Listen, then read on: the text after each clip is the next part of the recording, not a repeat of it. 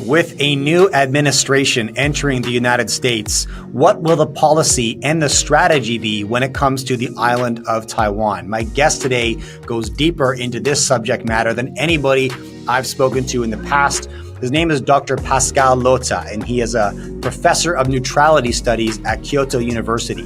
Now, we go deep today into the history, the legal nuance, and the potential repercussions of conflict in this region. It was a fascinating conversation, and I know you're going to love it. This is the Jay Martin Show, where we dissect the greatest minds in geopolitics and finance, and today's episode is an absolute banger. Enjoy. This is Jay Martin. All right, here I am with Pascal Lottaz. Pascal, it's great to have you on the program. Thanks so much for making the time today. Thank you very much for having me, Jay. So I thoroughly enjoy your podcast and your content, and I'm excited to ask you a bunch of questions today. Here's where I want to start. When you look at the plethora of global conflicts, you see, hot wars in Europe, in the Middle East, rising tensions in the South Pacific, a series of coups on the continent of Africa. Do you tend to look at all of these conflicts as isolated, maybe territorial disputes, events, or is there a larger trend and something coordinated occurring that is inspiring all these to erupt so frequently? What's your take? Well, my take is that a lot of these conflicts are in a sense normal, as that we've always had them. I mean, we've never had a moment in history when we had no conflicts on the planet, right? And the question always is, how hot do they boil? Like how intensely are they fought? And what are the root causes for them? And a lot of the roots are actually local. You can trace the Russo-Ukrainian war back to local roots with inside Ukraine, with these different language groups and the political upheaval that happened even before 2014. With the tensions between these different groups. And you can do the same, of course, with the Israel-Palestine conflict. I mean, with what we're currently seeing is the outcome, is the genocide that is the end point, or the continuation of a 75-year-old policy that, however, can be traced, of course, to local groups on the ground, whether or not they were imported from abroad. But once you have people on the ground, then these conflicts starts. Same with the coups and so on in several African states. There is always a very strong local component. However, that is also made worse by international influence. In Ukraine, Russia, you could have clearly de-escalated these local conflicts at several points in time over the last 10, 15 years, had it not been for foreign influence, and that includes the US, Europe, and Russia. There would have been a way to force the Oslo Accords on Israel had some promises been kept, and not like constant support also from the US being given to Israel to basically do what it wants. And especially now, the conflict could be de-escalated quickly by cutting off the weapon flows. So the foreign component is a very important one, and one that I wouldn't be able to say like which one is more important, the domestic issues that trigger them, or the international environment that fuels these conflicts. But it's an interplay of both usually, and we've seen that for a long, long time. I mean, let's take Chile and Allende. The overthrow of him wouldn't have been possible without CIA support, right?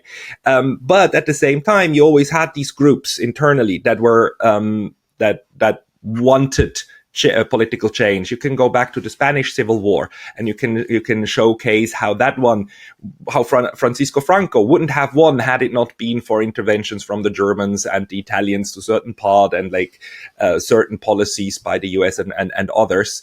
So in a sense, this is a normal thing. Now, for the current environment, something that fuels both of these conflicts is I think the the changing international system from a unipolar hegemonic one that we are coming out of into a multipolar one that we are going into. And I think we can talk more about that. But, it's an interplay of both. And sadly, I think of this as a relatively normal thing, at least not something that we are seeing for the first time. Yeah. Okay. Thank you for that. So in a sense that the tensions are not new, the roots of the tensions are local, and it's all about how hot do these tensions boil. And right now, a lot of them seem to be boiling over the top. And that's related to the foreign actors who are essentially the accelerant to the fire. And they can extend these conflicts. They can amplify these conflicts.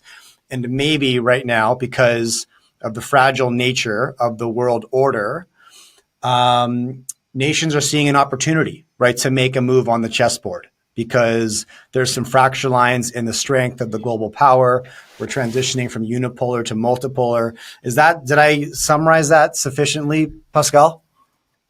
I think so. I'm just not entirely sure how conscious these moves are. Okay. Because in my view, there's a very high likelihood that a lot of what we are seeing is actually the outcome of decisions made by actors who feel compelled to do something in response to something else. And then you have this action-reaction mechanism going on, in the sense that, once the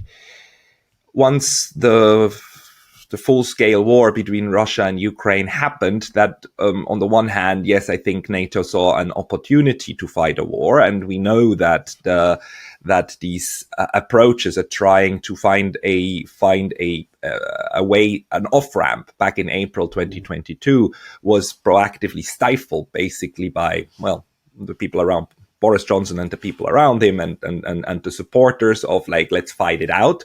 So that was an active decision, but that decision was informed by the idea that, okay, Russia will probably lose if we just throw everything in. So in a sense, it's like NATO acting on a certain belief of that the forces on the ground are in its favor. So it makes sense for them to try to go all out. And then Russia, on the other hand, was then forced to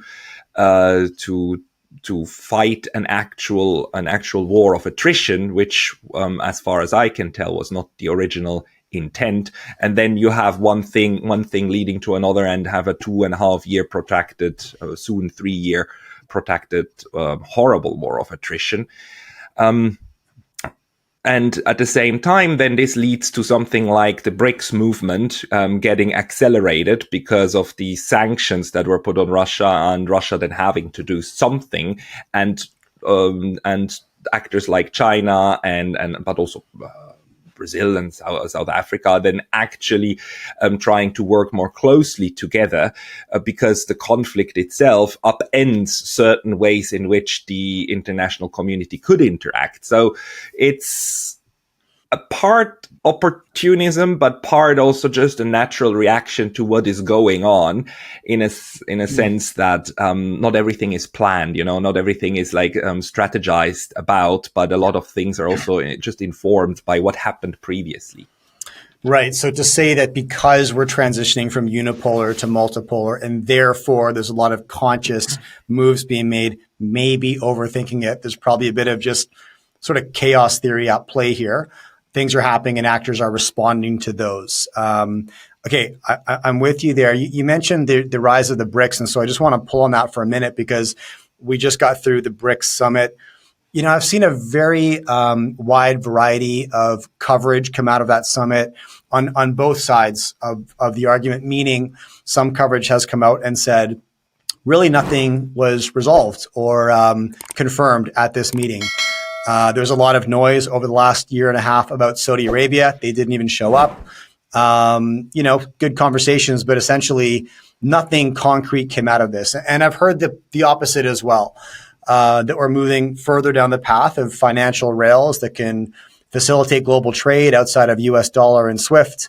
And they both seem to be true. If you kind of dig into it, you're like, yeah, things don't move as quickly as hyperbolic journalists maybe want them to, and simultaneously things are still moving forward. So What's your take on the significance of the BRICS summit? And I'd love to ask you this, just on the BRICS movement in general. How does this organization and union play a role in the global order moving forward? Well, at the moment, BRICS plays a role in the sense that it created an excitement, I would say, in the global south about alternative ways of interacting and having a new forum, right, in which you can exchange and something to build up.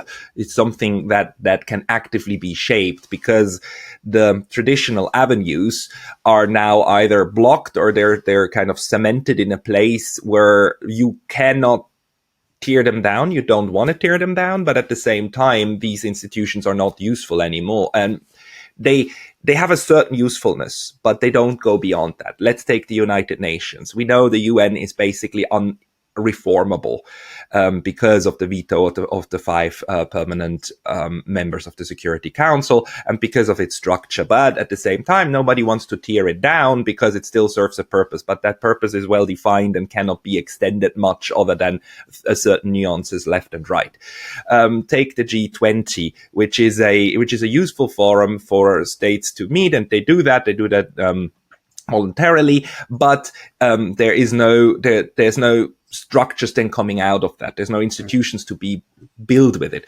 BRICS is at the moment a movement that offers the possibility to create new institutions like a development bank, like a new currency exchange system, a clearing system, and so on. And that is a creative process, and it offers that precisely because it is not a clearly and strongly defined institution in and of itself yet. So I look at the BRICS as the current version of what in the Cold War we had as the non-aligned movement, which was kind of a conglomeration of states that didn't want to be part of the either or that the bipolar system of the Cold War had created. Now, the problem BRICS has, and the problem the NUM had, is that at some point, if you're successful of attracting a lot of attention from third states, there's going to be a need to become something, right? And then you have different visions of what that something should be, and managing these internal then conflicts, which are not violent conflicts, but ideological and conflicts of vision. That is difficult. And you can see, in my view, right now, how BRICS is trying to very delicately navigate those waters, because, for instance, in the last meeting in South Africa, BRICS enlarged its core membership group. And as you said, like, some actually then ended up not joining, like Saudi Arabia. We don't know. I mean, Saudi Arabia kind of officially is there, but didn't send a head of state. I think the foreign minister was actually in Kazan, but I might be wrong about that. But Argentina didn't, in the end, had a change of government and didn't join. But others did, and there was a joining of the core group. And the important thing here is that the core group gets full rights, just like the original five, on voting, and BRICS works on consensus. Now, if you have a group that gets larger and larger that needs to reach a consensus, it gets harder and harder to reach that, because every single member can then put the brakes on whatever the others might want to realize. So, and this is only getting more complicated. So what we've seen now in Kazan is that BRICS actually created a new membership category of, I think they're called partners, BRICS right. Partners. Right. And it is not clear to me what these partners can and can't do, and how important their influence is in like deciding what happens. But because BRICS is still relatively informal, this is a sweet way of enlarging the group and keeping countries to aspire to join BRICS, while also still maintaining some flexibility to go forward. But this is going to get harder, and I'm pretty sure the people in charge of the planning of the group are aware of that. Not just the leaders of the states, but also the diplomats, the Sherpas, the top diplomats who actually interact with each other on an administrative level. That they need to find a way to deal with this, because in the end, this question of institutionalization is one that I think more or less broke the neck of NAM, the non-aligned movement, over time, because I just recently learned from Malta's foreign minister at the time that it was Tito's opposition to formalization, to institutionalization, that the non-aligned movement never created a secretariat and permanent structure. Because Tito in Yugoslavia said, if we do that, the Soviets might undermine it and will bring in their people and pay people, and then we're gonna lose it. Interesting. That is quite interesting, isn't it?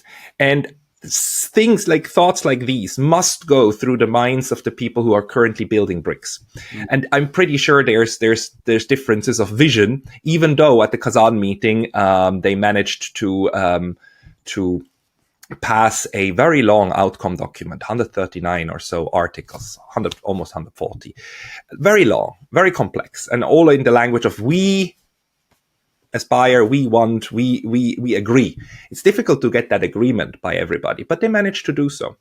Now, how this goes forward is of course the big question, but I do believe that in terms of a creative environment to shape international relations, BRICS is actually the most important initiative to change something. Yeah, okay, that makes sense. And when you speak about the differences in vision, even in the absolute core, the BRIC nations, right? You have countries like Russia and China who it seems to me, want a much harder break from Western relationships than maybe India and Brazil, who probably want to maintain and slightly reform their relationships. And I wondered about the partner program, because I saw that as well. There's now BRICS members and then BRICS partners as a subcategory. And immediately I thought, is this an option now for the fence sitters? Countries who have expressed interest like Saudi Arabia, but they seem to be playing both sides, because why wouldn't you if you could? And the nations either looking at or involved in the partnership program are substantial countries. If I have them, it's like Thailand and Indonesia, like major economies. And could that be part of the incentive to offer a partnership program that is not like full patch membership, but it's something close? However, it allows you to maybe tell the rest of the world, we're not a BRICS member, we're just a partner, right? Could there be some substance to that? Yes, I think this is probably one of the thoughts that's behind this partner program. I'm not entirely sure yet what it entails, because I haven't read any of the rules. I don't think they're out, like what that clearly outlines what the partner program is. Sure. But it looks to me a little bit like observer status in other international organizations. The thing is that whatever jargon you use, observer, partner, whatever, at the end of the day, it depends on what the definitions of those things are, right? And those definitions might exist, they might not, right? So in order to if you create something, keeping things vague is in your interest. Only once you figure out how to do a certain thing correctly, you want to make it more concrete in order to institutionalize over time and then make it possible to hand over to the next generations and so on. But at the beginning, you want to keep it vague. And I think it is vague at the moment. And in this sense, I guess BRICS is also experimenting now with how this will work out, because we've seen like different countries applying for full membership and for partnership status, especially like smaller ones applying for full membership and larger ones for partnership, which is interesting. So I can't really tell you yet what that means, but it is probably a way just to keep also the momentum going. Because I don't see BRICS necessarily as wanting to be a counterpole to the West, more as an alternative, because they went out of their way in the final statement also to say that they are not created in opposition to anyone. They just want to fix what is fixable amongst themselves, or create alternative structures, but not against. I look at it more as leaving the West behind and doing their own thing, but not trying to define themselves in antagonism. It's not a NATO, right? NATO essentially needs Russia, and it needs an enemy. That's how it makes sure it remains relevant. The greatest crisis of NATO was the end of the Cold War, when suddenly all the enemies went away, and in the 2000s, you had the war against terror, but NATO wasn't big on that one. NATO was there, but there was this serious question, like, what to do with this thing? Should it go away because the Warsaw Pact dissolved? I mean, what is the legitimacy for NATO? And now with the war against Russia, it has refound that purpose. And you can tell in the statements of these people how glad they are that they can fight against something. BRICS doesn't do that. BRICS doesn't define itself in opposition. It is a movement to do something else and to offer more possibilities to interact. And of course, some of these initiatives are geared against institutions like the IMF or the World Bank in the sense that they would want to be used more than those institutions. The Bretton Woods idea of how the international economy is structured, but it's not necessarily in opposition. It's more like in addition. And in that sense, I think the partnership program is, certainly it will help countries to tell them that, look, you don't need to choose, but it's also just a way to integrate more loosely and like try out a little bit what happens, and then you go forward. Mm-hmm. So that would explain, I think I saw some language on the back end of the summit, BRICS coverage effectively referring to themselves as not anti-Western, but non-Western, and making that differentiation, correct? Yeah, I interpret it that way as well, because BRICS doesn't need an opposite. It's its own thing, and you can tell because they are not trying to copy the structures from the West. They're actually trying to come up with new ideas of how to improve trade, how to have new forums of discussions when it comes to security and, fight against terrorism and so on. But they're not trying to copy paste. I mean, a little bit. A couple of these, like the BRICS Bank and so on, of course, takes inspiration from maybe the IMF and the World Bank, but it's not. It's not everything in BRICS is built in opposition. It's not like a Warsaw Pact. The Warsaw Pact was built as the Soviet version of NATO, right? That's not what BRICS is. Yeah. I mean, everything that as I've followed the development of BRICS for the last few years, everything has pointed to, an alternative to the SWIFT banking system. And that's what, Project Mbridge, the BRICS Clear program, and now there's a similar, effectively like a credit card system, I believe, for average travelers to travel within BRICS countries and transact in a soon-to-be BRICS currency. But Pascal, is there any military agreements among the BRICS nations to come to one another's defense in the event of a conflict or an invasion, or any parallel agreements on that front? No, not as far as I know. I mean, unless there's some secret agreements that are so secret that we actually haven't heard about them. Because there are secret agreements which people talk about, which is stupid. But anyhow, unless there's something like that, I wouldn't have heard of it. And like if there is a security pact that you haven't heard of, it's a pretty stupid security pact, because the idea of security pacts is to scare the others away, right? So I don't think that there is a security component that goes beyond what is in the outcome document, and the outcome document outlines cooperation, especially in the fields of terrorism and cybersecurity and so on.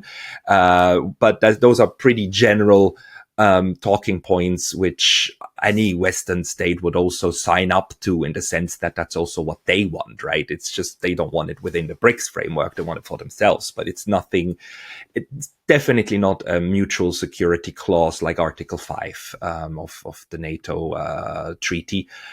No, the only new such treaties that I have seen in recently are a security agreement between Russia and North Korea, which the North Koreans published on their state broadcaster in a quoted version. So I'm not entirely sure if that is an accurate one, but since the North Koreans published it, let's just suppose if that's the real one, then that one includes a hard security clause, but that's between Russia and North Korea. And North Korea is, to my knowledge, didn't even apply for partner status. Right. Right. I think not. And actually, on that development, then I want to switch directions a little bit, but seems to be relatively clear cut. North Korea is sending troops to be trained in Russia and shuttled to the front lines to support the war effort. Is that a decent understanding of what's occurred thus far? I don't know. This is one of these weird stories that at the beginning looked like a bad joke from the Western side. And now the talk is expanding and Russia hasn't actually denied it, although I believe North Korea has said this is not what's happening. But I am not sure. I simply don't know. The fact that the Russians don't deny it, to me, seems to point toward this actually, maybe happening, that there are now North Korean troops training in Russia. Yeah, it was funny how I can't tell. I haven't seen any pictures or any kind of any proof that would actually beyond reasonable doubt to show that. But that might be me having missed the proof. Right. Well, I mean, Putin was asked about this, and his response was not to deny, but it was very sort of vague and misleading. And I'm paraphrasing probably terribly, but effectively he said, "Oh, if there's North Korean troops in Russia, and they're headed to the front lines, like, that would make sense." He didn't even. It was interesting. He was almost encouraging the reader or the journalist to make that assumption, which was interesting. Okay, I want to switch directions up to the South Pacific. One of the main topics of conversation on my show is the tension between China and Taiwan, or the Republic of China. And I hear a variety of opinions. You're based in Japan. You're a lot closer to this than we are out here in Canada. But first of all, what's your take, Pascal? What would you assume might be the near-term events between China, Taiwan, and the United States over the next couple of years? I mean, as an optimist, I hope that this current status quo, which has been very beneficial for both Taipei and Beijing, will be maintained. And it has been beneficial for the United States and Japan as well, in the sense that it keeps the region calm. We have now the conflict between Beijing and Taipei is a unresolved Second World War conflict, more or less very similar to North and South Korea. There were basically the outcome of the way the Second World War ended, although in the case of China and Taiwan, it of course has to do with the events immediately after 45 and the civil war that happened, right? And Chiang Kai-shek, the nationalists withdrawing their troops to Taiwan, and then installing their Republic of China on the island, and for the longest time claiming to represent the entirety of China, while the actual power then, of course, lay with the People's Republic of China, founded in 1949 by Mao Zedong, and the communists who were ruling over mainland China. And that civil war has never ended, although the weapons went silent. So similar to how North and South Korea are currently not shooting against each other, but have never had a formal peace agreement. Also, Taiwan and also Taipei and Beijing never had a formal like written down agreement of how to continue.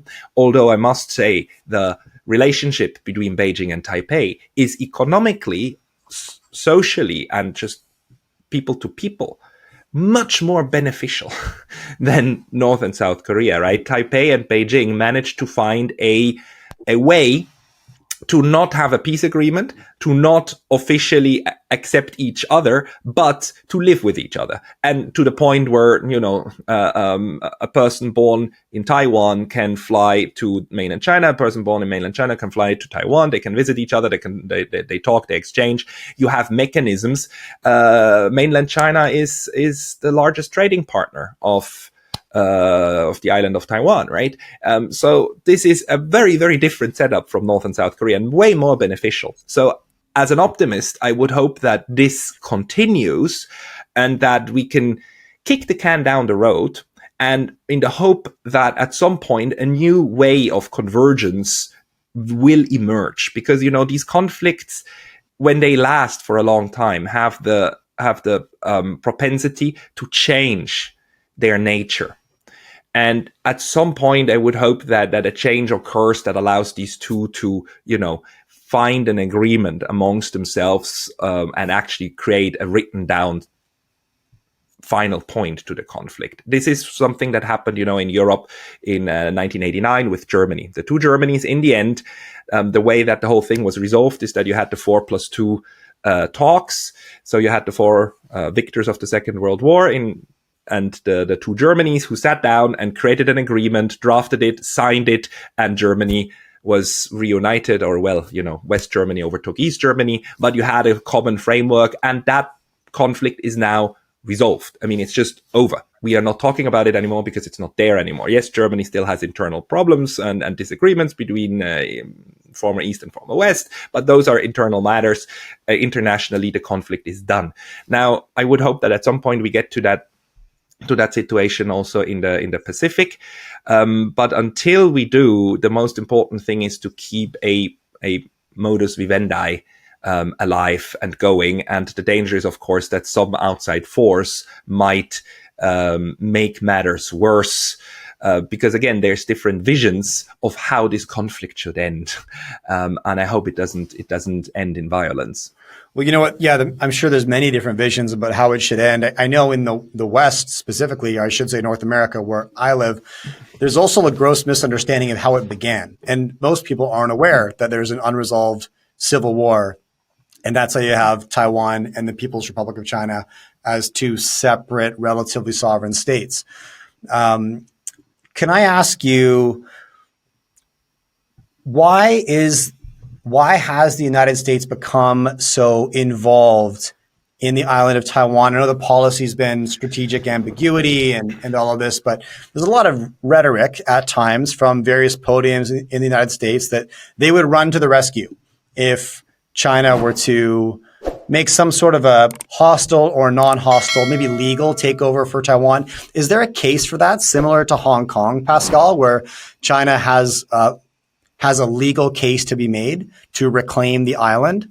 And what's your take on that? I've heard that from a guest that I believe I found on your show, Warwick Powell. But what's your take? I mean, Warwick and I agree on most issues. The one that we, I think, disagree a bit is on what the right framing is in order to understand the conflict. I think Warwick's strongest argument is that this is an internal matter, right? Taiwan is part of China, and this is an internal dispute among a province and the center. I will discuss this with him again if I misunderstand him. But I view this as, again, the outcome of this unresolved civil war, and the historical trajectory that this took with all the different actors involved. And it is important to note that the United States, pretty much from the beginning, was involved in that trajectory, because, Taiwan in 45 was, at the beginning of 45, was still a part of the Japanese Empire, right? Japan took it over in 1895, took it out of the hands of China, and kept it for, wait, was it? Yeah, it was 1895. Yeah, it kept it for these 50 years, and It was an integral part of the Japanese Empire, right? To the point where the University of Taipei was a former Japanese imperial university, the same way that Tokyo University or Kyoto University were imperial universities. Taipei University was so too. And there's this long occupation, basically Japanese occupation of Taiwan, that then ended because Japan lost the Second World War. Who did it lose to? It lost to the United States and, well, the Soviet Union, but only in the last 1 month. But it mainly lost to the United States in the Pacific. And then you've had years of upheaval. And in 1949, again, Chiang Kai-shek moved his troops and his entire administration to Taipei. And it was able then to maintain that position because the communists tried to, of course, further attack Chiang Kai-shek. It managed to maintain that position because the United States intervened, because the United States already at that point sent carriers and supported Chiang Kai-shek and told the communists, stop it now. And they had to stop it, not just in the island of Taiwan. It was stopped right in front of the coast of Xiamen. You might have heard of these two islands, Kinmen and Matsu. Kinmen and Matsu are tiny little islands, 3 miles, 5 kilometers or so outside of the coast of Xiamen.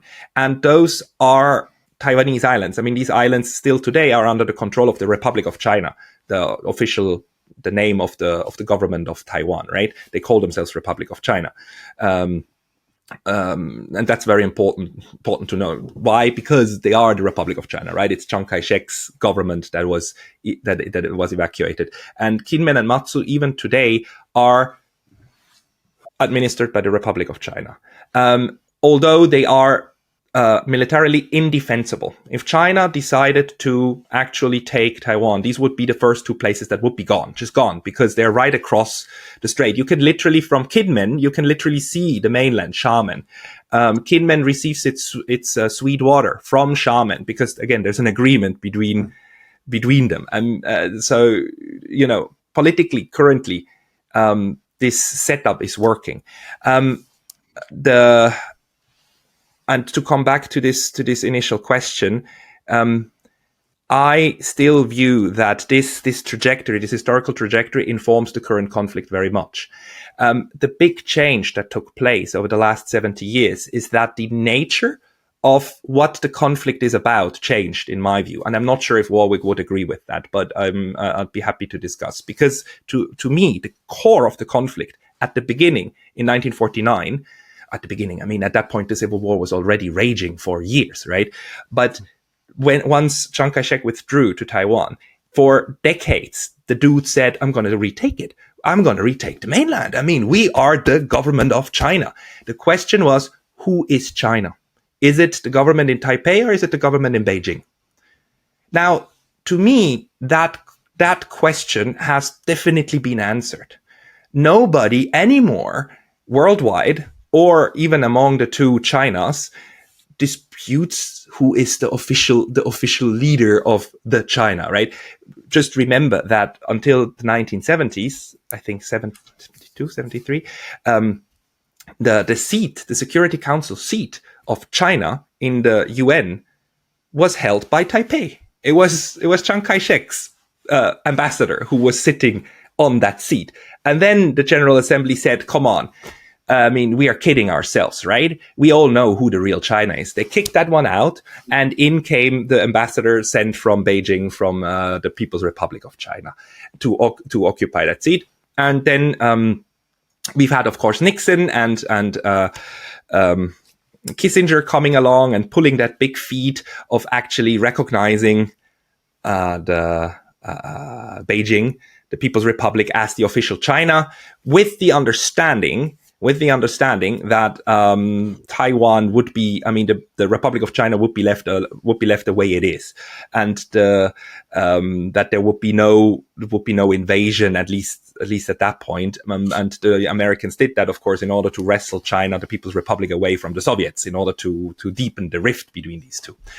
And now, 40 years even after that, the question really is not anymore who's China. The question has morphed into, is Taiwan independent? which is also what we talk about in the West, right? And a lot of our media is trying to make us believe that Taiwan as a country exists, but it must be repeated time and again that nobody recognizes Taiwan as an independent country, not even Taiwan. Taiwan's government calls itself the Republic of China, even though they try not to talk about it very much anymore. Even though in the new passports, the words Republic of China in English are gone from the passports. They remain in Chinese, but they took away the English acronym ROC. They write now Taiwan on their passports. So the Taiwanese try to assert that they are a different thing, while the mainland Chinese assert that, no, you're not. And we actually have an agreement that there's only one China and Taiwan is part of it, because that was kind of the formula in order to square the circle before, in order to say that, okay, we have one China, Taiwan is part of it, we just disagree who's the ruler. Taipei thinks it's the ruler and Beijing thinks it's the ruler. We accept that, but we accept that it's one China. And the mainland today, the People's Republic, keeps saying like, that's the deal. And you have to accept it, and you have to agree that you are, you're part of us, right? And the Taiwanese keep saying like, no, we're not. We've never ever had a single PRC soldier on our land. Therefore, we're different. And that's the conflict. And even inside Taiwan, you have different opinions on what the way forward should look like. And paradoxically, it is today the Kuomintang, so the nationalist party, the success, the outcome. I mean, the same party that back in 1949 withdrew the entire Republic of China to Taiwan. It's that party, the party of Chiang Kai-shek, who today says like, we should reunify. We should really kind of accept that we're all Chinese and we go back to the mainland. And it is the opposition party, the DPP, and that says like, no. We have to work toward independence without officially saying so. Without declaring it. So you see, like history sometimes pulls funny feats. That today it's the nationalists who agree that the Chineseness outweighs the need for an own state, and a lot of them would rather go back, whereas it is a new generation of politicians and who foster Taiwaneseness as a path towards an own state. You explained that better than anybody I've ever heard, by the way. Thank you for that background, Pascal. That was fascinating. I'm going to try to recap it as briefly as I can because I've got a bunch of questions that I want to pull on there. So, and I'm going to go back to 1895 when Japan took Taiwan from China because I think that's relevant, and they held it for 50 years until Japan was defeated in World War II and then essentially vanquished the island, at which point the civil war began in China between Chiang Kai-shek, who was the head of the Chinese government, and I guess the emerging Communist Party. I need some clarity on that part. So bookmark that, but I'm going to keep going here. 5 years into that conflict, Chiang Kai-shek had to be evacuated from China to the island of Taiwan under the protection of the United States military. And that's where things kind of ended. This was the stalemate that was occurred. But until the 70s, the world still recognized Chiang Kai-shek's government located in Taiwan as the head of China. And it was so 25, 30 years went by, right? And that was still how the world recognized China. That shifted for some reason in the 70s. I'd love some more clarity on that part too, but I don't want to get too hung up on it. Here we are today where most of us around the world understand China is President Xi, Taiwan is Taiwan. They're two separate things. As weird as that evolution of two countries is, as you said at the front end, it's also mutually beneficial to both parties. And doesn't strike me as any strong reasons why anybody would want to disrupt that. China is Taiwan's largest trading partner. It seems like business is good. I struggle to find a reason why somebody would want to disrupt that peace and good business, right?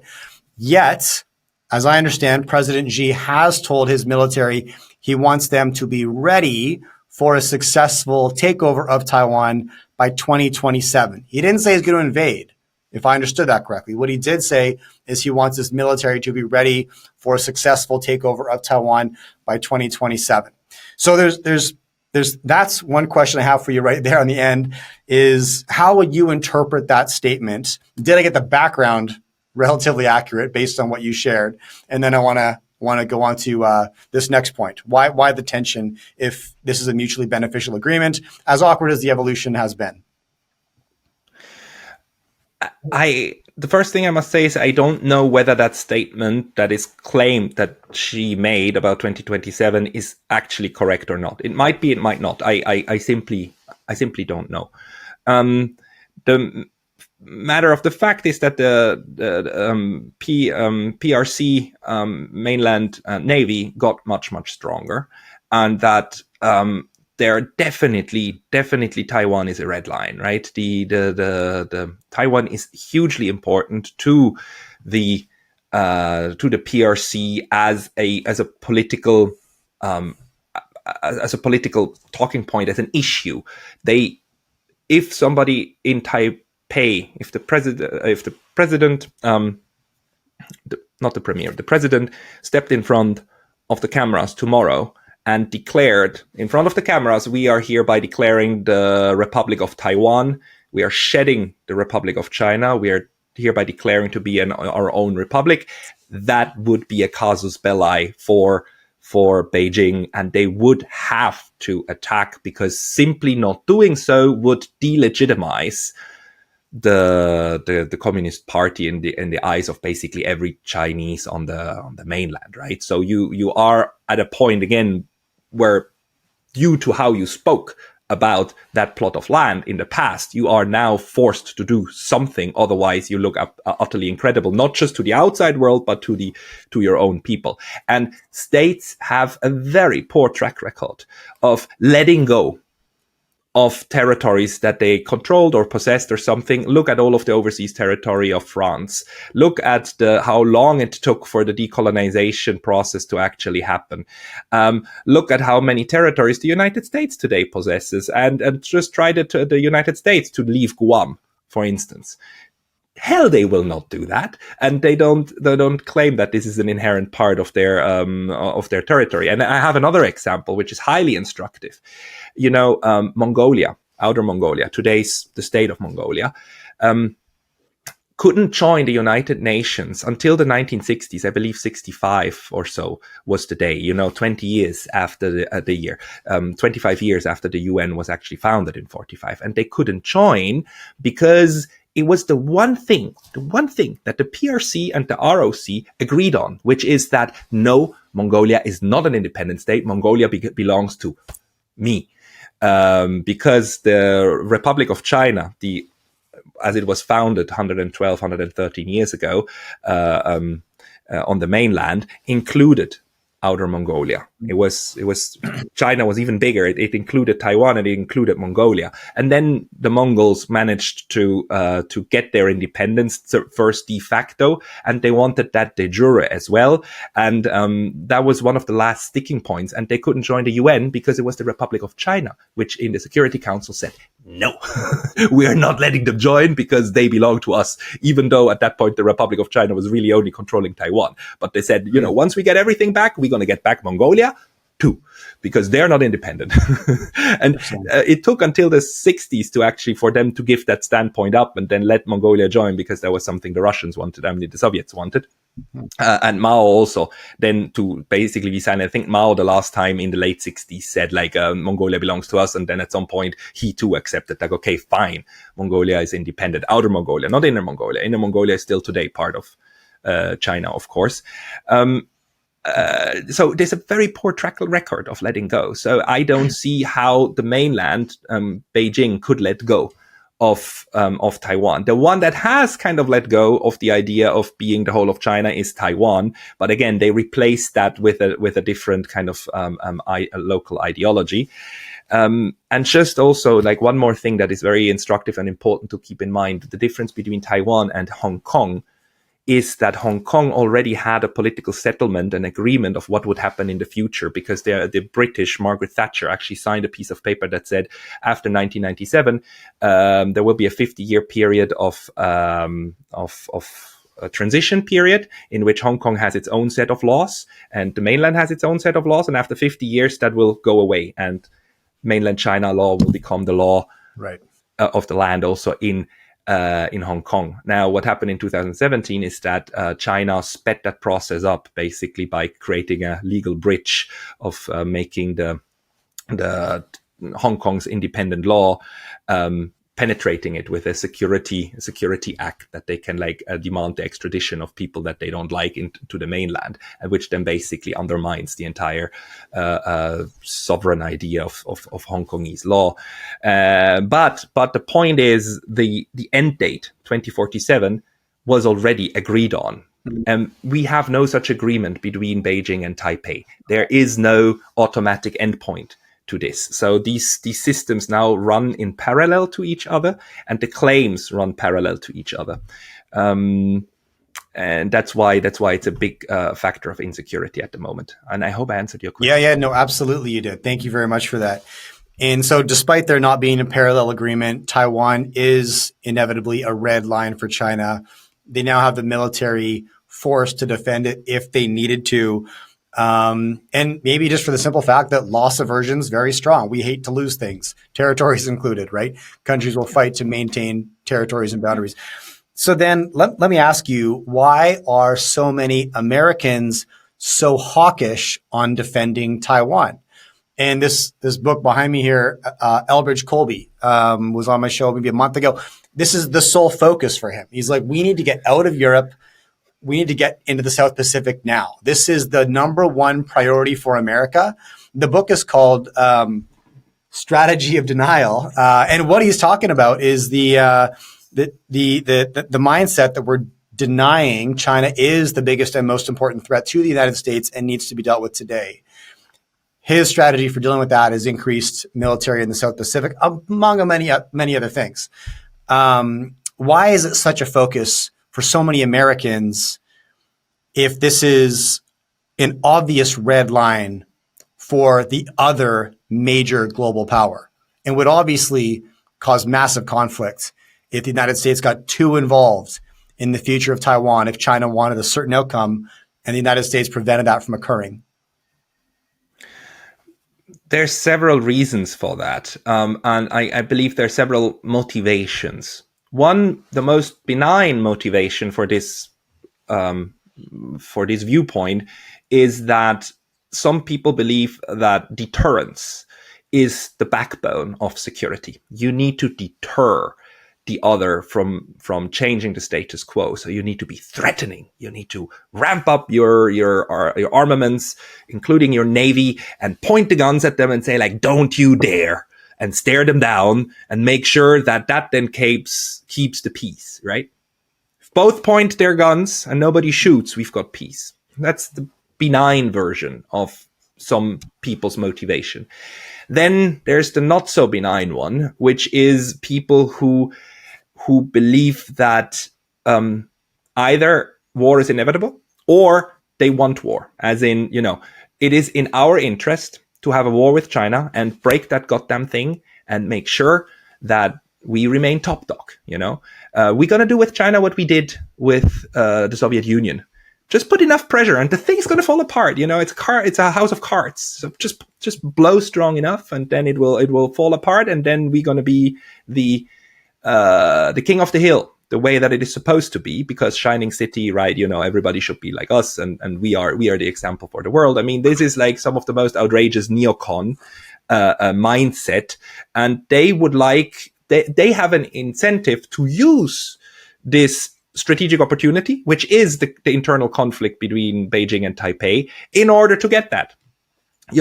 I mean, if you want to fight a just war, and if you want your whole country behind you, and you want to fight with the whole force of what you have, what you need is a good narrative. So you need to be the shining knight that comes along and defends the poor little maiden that's about to be raped by the evil dragon.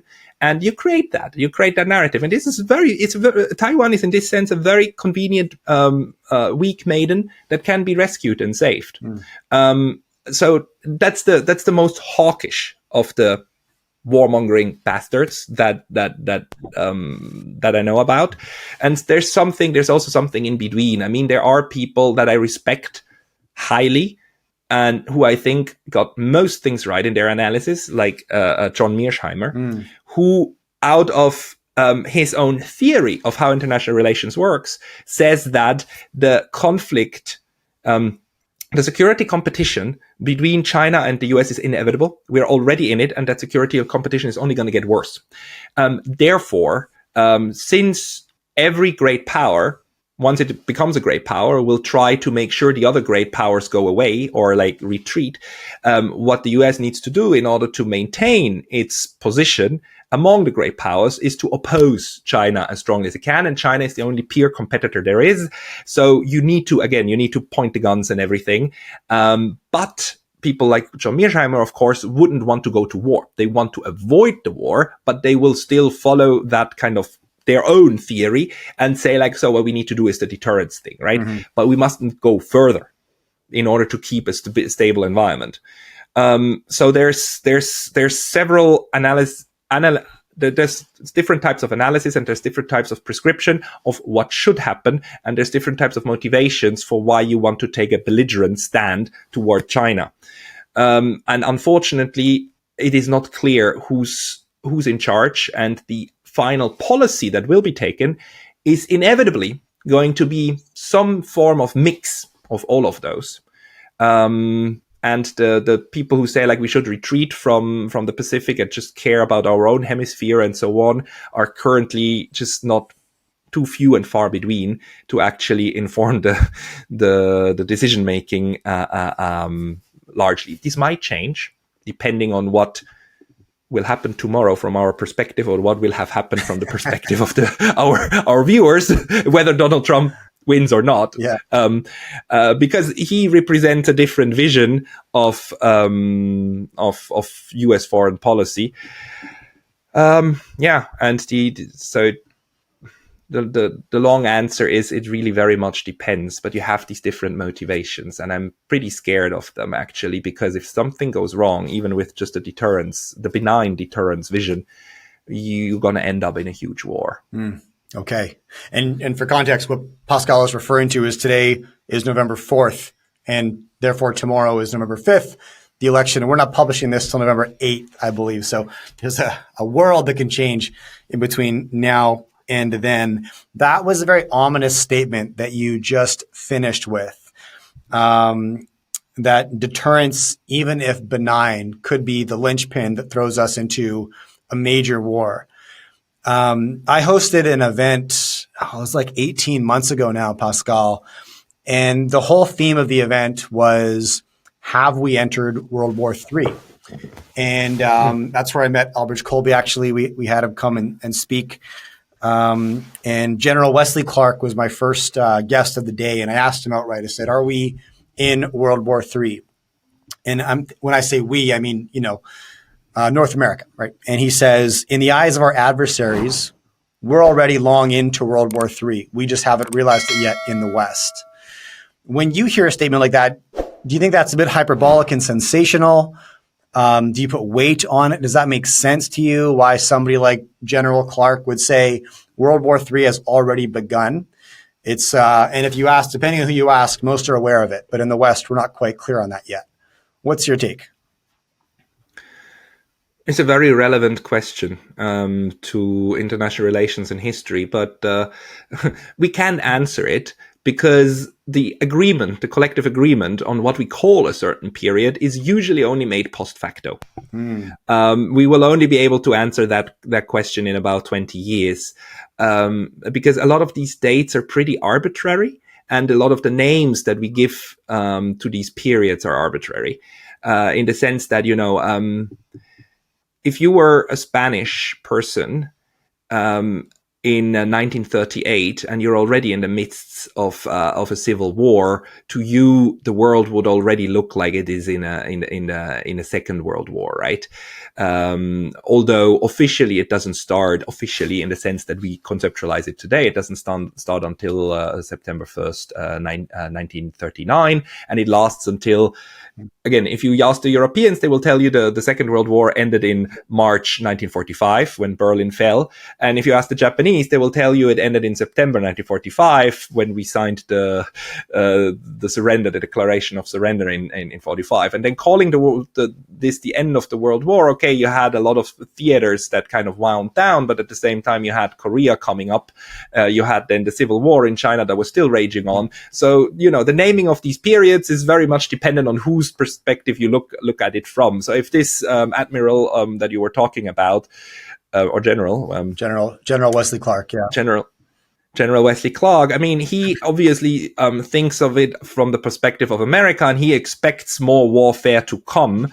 And he's probably one of the people who would think that a war with China is inevitable, and therefore we are already in the preludes of that one, and we're fighting right now with Ukraine and the war in the Middle East, and this is going to expand. It's a very scary vision.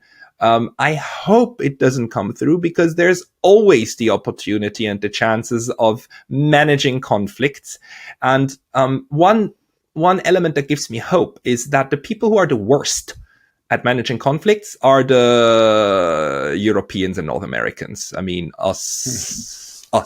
We are really, really crap at it. Whereas if you look at other regions of the globe, they do a good job at managing conflicts at different levels. Look at the Chinese and the Indians. They have open border disputes, like very intense ones, right, about border territories. But they manage it, for instance, by telling their soldiers, you're not allowed to use your weapons. You can throw stones and sticks, but you don't use weapons. And they literally do that. And then they still cooperate in BRICS. Yeah. Both of them are BRICS countries, right? Yeah. So they keep things apart, and they don't try to mesh everything together. That is a very typical Euro-American approach to international relations, of just saying, like, if I don't agree with you and you don't come over to my side, then you're my enemy and I will fight you on every different level I have. I mean, okay, nobody does that. I'm exaggerating, of course, but there are other regions of the world that are better at conflict management, and these regions are currently increasing in importance. Not because they become so adversarial, but just because they create now these alternative structures. We already talked about BRICS and so on. And the structural impact of us is diminishing, luckily. So that gives me hope that these alternative management systems, also the way that, China and Taiwan are managing their conflict, might have a future and keep the conflict alive, but below the threshold of firing at each other. Conflicts need to be managed because they are inevitable, but what we need to do is to keep them under the threshold of killing each other. So create alternative ways and mechanisms. That's the whole idea of creating law, right? We have a law system in order to have conflicts inside societies that do not become family feuds where you have to kill each other, but where you can drag each other to court. You have alternative mechanisms. And we are far away from having a good international functioning dispute resolving mechanism. We have certain things, but I hope that the structural increase of importance of the global South will add to this ability and take away the all or nothing approach of the Euro-Americans. And just for context, what Pascal is referencing with the China-India dispute is, right now there is an open territory dispute in the Himalayas between these two countries. Despite that, Prime Minister Modi was just in Kazan meeting with President Xi, gifted him some very valuable Indian art. They manage it differently than we do. And, as you were explaining that, how us in North America and in Europe are so terrible at managing conflict, I found myself wondering, is this because we're too idealist? And is that because it's the affluent part of the world. And when you become affluent, maybe you become more idealist instead of being more realist. I mean, to steal the some language from John Mersheimer, who you mentioned earlier, he kind of preaches realism, right? Here is how the world will function, right? Not what you want to occur, but what's probably going to occur. Very, very much simplified. And I think if we're bad at it, maybe it's because we're more idealistic than realistic. And maybe that's because we've had it too good for too long relative to an emerging economy who hasn't. And maybe a harsher reality has led to a more realistic approach to conflict just from basic self-preservation. What do you think about that? That can be a point, and I definitely think it has something to do with ideology. So maybe rather than idealism, it's more this idea that it's ideology in the sense that you frame the world in a certain way, and everything has to fit into that framing. And if it doesn't, then you make it fit because you interpret it in a certain way. So instead of saying that, the Kashmir dispute between India and China is an ingenious way of conflict management, you just say like, oh, they're just hedging the bets. They're just both too weak. Therefore they are afraid of each other. Therefore they can, which is then a way of reframing something that's happening under our mental mindset, right? The other thing is like, there's definitely also an element of arrogance, just absolute arrogance of like knowing better than everybody else, which probably has to do with the fact that Euro-Americans, we whites, managed to subdue the rest of the world for 500 years. So 500 years is a long time for a certain mindset to take root. And this idea, even the way that we talk about international relations, right? That for the longest time we talked about developed nations and developing, with the idea that these states have to catch up. I mean, we talked for 500 years about everybody else not being on our level yet, already not only implying that they're less good and less valuable, less worth, but that they're also, the end point is to become us.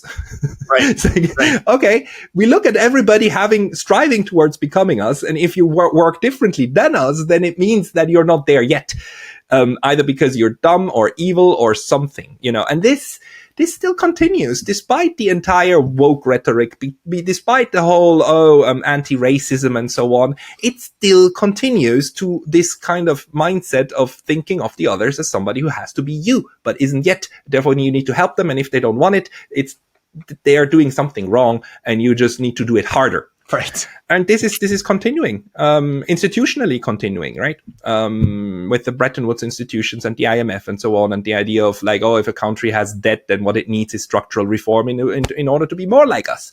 And then we install, some puppet regimes that then run the show the way we want them to run it, because that's the right way. And this is the neo-colonial mindset, which also the global South, and I'm very happy to have that word now because it's a very useful way of reframing. The global South just doesn't take that anymore. No, guys, no. And again, they don't do it in opposition. They're now saying like, do your thing, but we're going to do our thing, and we're going to do it differently. And if ever you want to join, you're welcome to join in the future, but just no anymore. And they have now that structural power, which is new. You wasn't there even during the Cold War. Yeah, you had the NUM movement. Yes, you had countries that said they're different, but they didn't have the structural power to enforce it. Now they do. It is just not possible at the moment for the Euro-Americans to break up Russia the way the Soviet Union broke into pieces. They tried. They had those ideas in 2022 after the breakout. They were thinking about balkanizing Russia and having then 15 to 20 successor states. And there are people who argue that this is what should happen to China, and just keep the others fragile. And it's not working. So that there's a change now, and that's something that I believe that frightens a lot of people. And the Europeans already have become insignificant, and the Americans are afraid that might happen to them. So therefore, you got to double down, and that's what's now dangerous, and that's the most important thing to manage at the moment, in my view, is to reassure the United States that no, you will still be an important and beloved part of the future of international relations, even if you do not have troops in every single country of the earth. Right.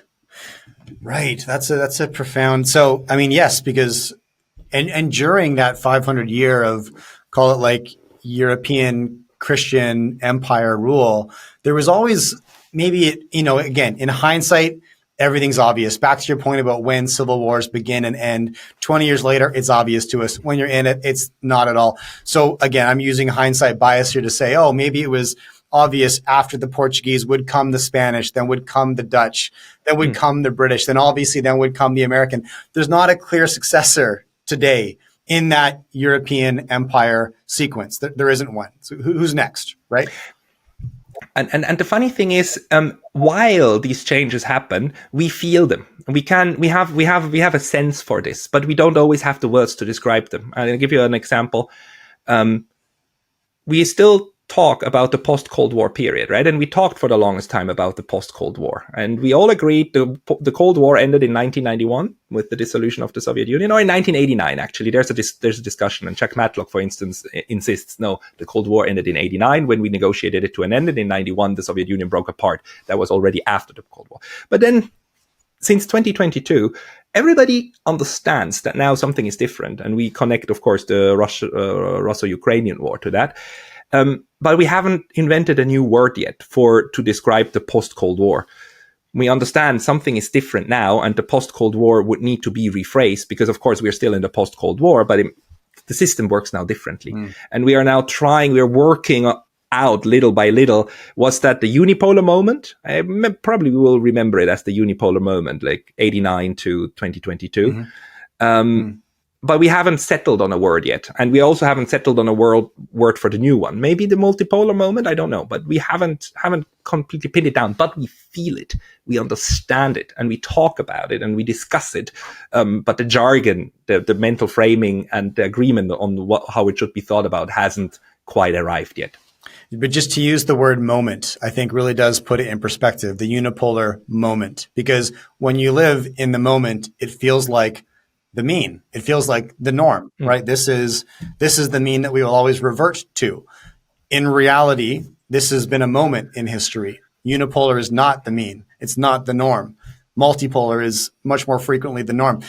And especially, coming from, Canada is a super young country, America as well.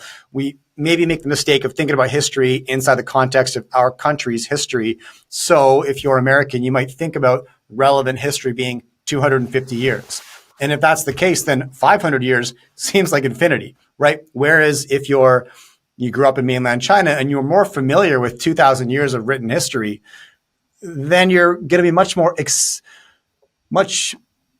likely to embrace the changing world order as an unavoidable outcome because you've got a much bigger perspective on world order. Yeah?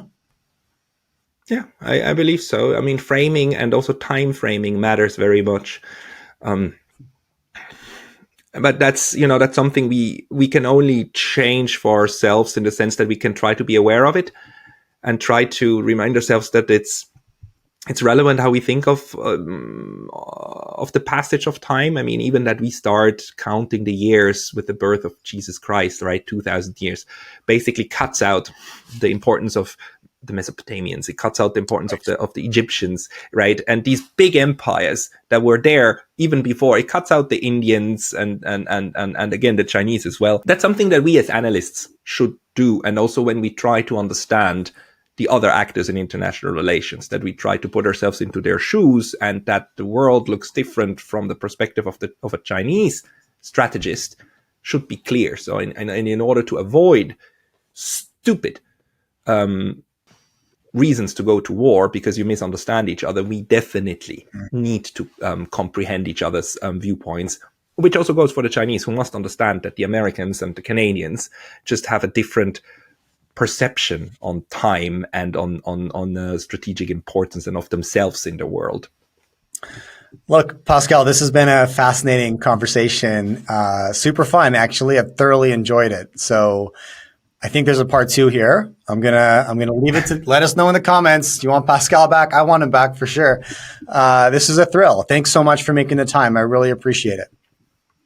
Thank you very much, Jay, for the opportunity, and all the best. Yeah, and before you go, I want to point people to where they can find more of you. You've got a few things going on. So where should we point people today who want to hear more from you? I have my own YouTube show called Neutrality Studies. You can follow me there, or a Substack also called Neutrality Studies, and there I publish updates regularly. I have Twitter X, but I suck at that one. I'm just not good at this short form thing. Yeah. But so I think Substack is good if you just want to read occasionally. I'm trying not to spam people's mailboxes. And what's the focus of neutrality studies, Pascal? So my main, this goes together with my academic study, right? I study third-party actors in international relations, and I call that neutral actors, which means countries, but also institutions like the International Red Cross or the Bank for International Settlement, or even just tribes among each other, that end up in conflict. And I'm currently trying to build, together with a group of others, a conceptual framework around that, because it's an alternative way at trying to manage international relations with, the more states that stay out of wars, the more peace spreads, not necessarily by imposing it from above, but by refusing to engage in it. And this is a very old strategy.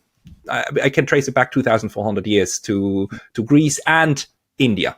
A guy called Kautilya who already wrote about that. Very old. And under the current framework, we don't take into consideration third-party actors. When we talk about wars, we talk about those who fight: Ukraine, Russia, NATO. But we completely leave out the other actors who try to influence the conflict in various ways. Let's take the United Nations, or take neutral countries, even like Turkey, that managed to be neutral in this conflict and mediate. And I'm working on more research on these states, and that's what neutrality studies refers to. And then I do on YouTube, I have a geopolitics channel that I call that, and then I discuss various instances, not only of neutrality but also of world conflict. Okay. Yes. Thanks so much, Pascal. I'll have links to your content Jay. beneath this show. Once again, appreciate your time. Thanks so much. Thank you very much, Jay. All the best.